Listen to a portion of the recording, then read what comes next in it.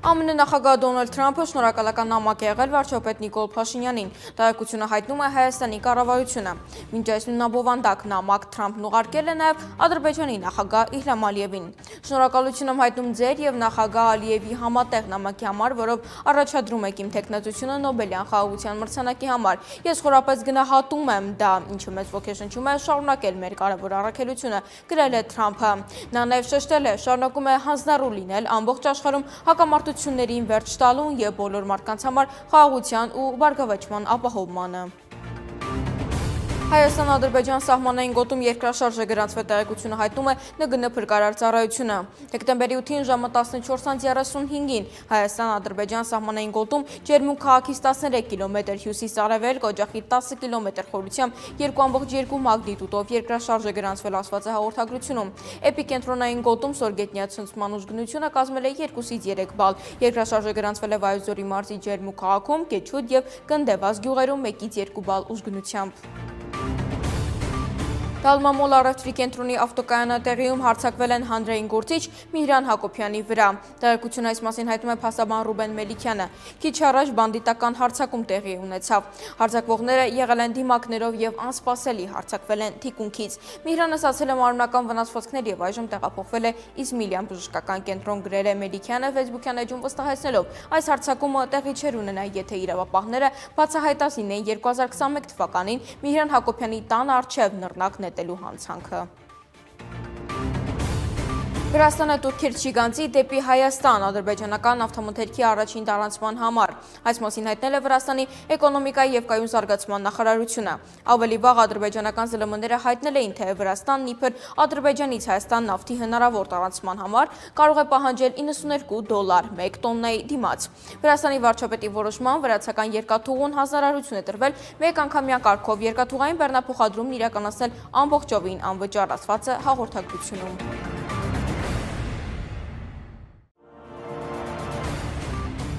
Ադրբեջանցիները վանդալիզմի են ենթարկել Արցախի Մարտակերտի շրջանի Երից մանկանց վանքը։ Այս մասին Facebook-յան գրառում է կատարվել Արցախ Monuments էջում։ Վանքը 17-րդ դարի շինություն է։ Վանքից անհետացել են բեմի վրա դրված եկեղեցու մանրակերտները, Սուրբ Սեղանին հենած խաչքարը։ Ջարդել են գեղաքանդակ խաչքարի իստորին հատվածը, որն ընկած է գետնին։ Աջակողմյան որմնախորշի մեջ տեղադրված քանդակը երեսնի վայր ընկած է, ասված է հաղորդագրությունում։ Երից մանկանց վանքը միջնադարյան հայ եկեղեցաշինական փայլուն օրինակ է, կառուցվել է 1691 թվականին պատմական ջրաբերդում։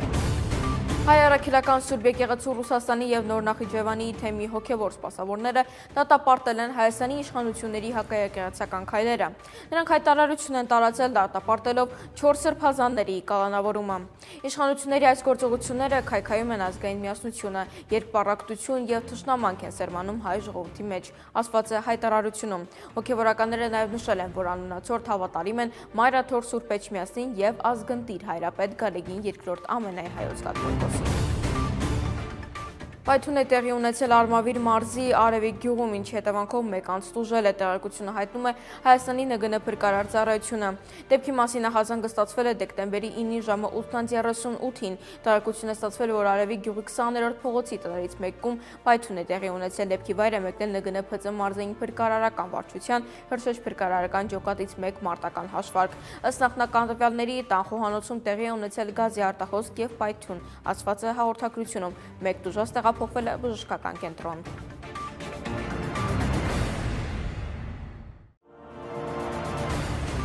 Հայաստանի երրորդ նախագահ Սերժ Սարգսյանը անդրադարձել է կառավարության կողմից Արցախի հիմնախնդրի բանակցային գործընթացին վերաբերող փաստաթղթերի հրապարակմանը։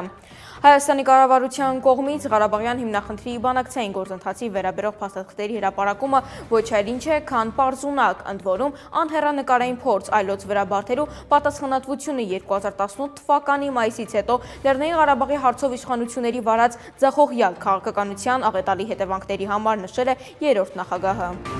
Ադրբեջանը ձգձգում է մարդու իրավունքների եվրոպական դատարանին հայ գերիների վերաբերյալ տվյալների տրամադրումը։ Այս մասին ասել է Միջազգային և համեմատական իրավունքի կենտրոնի ղեկավար մարդու իրավունքների եվրոպական դատարանում հայ գերիների ներկայացուցիչ Սիրանուշ Սահակյանը։ Նրա խոսքով Կարմիր խաչի միջազգային կոմիտեի Ադրբեջանից հեռանալուց հետո հայ գերիների վիճակի պահման պայմանների վերաբերյալ տվյալներ չկան։ Հայկական կողմը փորձում է դրանց մասին տեղեկություններ ստանալ ՄԻԵԴ-ի միջոցով։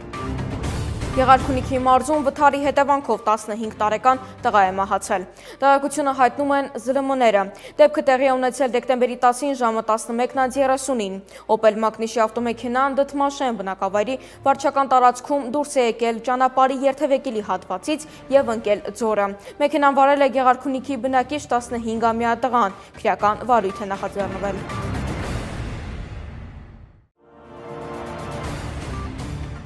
Այսօր դեկտեմբերի 11-ին ողբերգական դեպք է տեղի ունեցել Երևանում ժամը 12:40-ի սահմաններում Հայաստանի ներքին գործերի նախարարության փրկարարական ծառայության 911 ճգնաժամային կառավարման ազգային կենտրոն ահազանգ է ստացվել, որ Հրազդան ստադիոնի հարևանությամբ գտնվող Հրազդան կիրճի մոտ եղած փոքր կամրջի տակ դիկա։ Ժամանել են Երևանի թիվ 1 Հրշեջ փրկարարական ջոկատից 1 մարտական հաշվարկ։ Դատաբժշկի նախնական եզրակացության համաձայն արտաքին զննությամբ դիակի վրա բռնության հետքեր չեն հայտնաբերվել։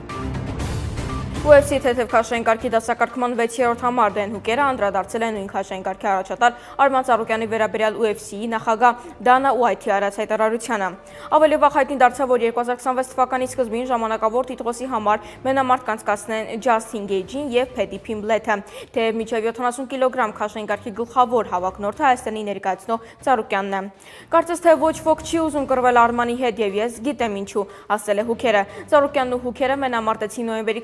22-ին Կատարի մայրաքաղաք Դոհայում ունեցած UFC Fight Night 265-ի գլխավոր մենամարտում։ Արմանը հաղթեց երկրորդ ռաունդում խեղդող հնարքի միջոցով։ Հայաստանի վարչապետ Նիկոլ Փաշինյանը հասել է Մոսկվա, որտեղ կմասնակցի Եվրասիական միջկառավարական խորհրդի հերթական նիստին, ինչպես նաև գիտության եւ տեխնոլոգիաների ոլորտում համագործակցության միջազգային կոնֆերանսին։ Ավելի վաղ հայտնի դարձավ, որ Փաշինյանի ինքնաթիռը օդային փակ տարածքի պատճառով չի կարողացել վայրէջք կատարել Մոսկվայում եւ իջել է Սանկտ Պետերբուրգում, որտեղից հետո վերադարձել է Մոսկվա։ Իսկ Մոսկվայի հայերը Հայաստանի դեսպանատան մոտ հանրահավաք են անցկացրել Նիկոլ Փաշինյանի քաղաքականության դեմ։ Դեսպանատան շենքի մոտ հավաքվել էին մոտ 300 մարդ, այդ թվում հոգևորականներ եւ հասարակական գործիչներ։ Հանրահավաքի մասնակիցները հոգևորականներին եւ գործարար Սամվել Կարապետյանին կալանավորելու վերաբերյալ Հայաստանի իշխանությունների որոշումները որակել են հակասահմանադրական։ Հավաքվածները նշել են, որ Փաշինյանի եւ Հայաստանի իշխանությունների գործողությունները բաժանում են հայ հասարակությանը։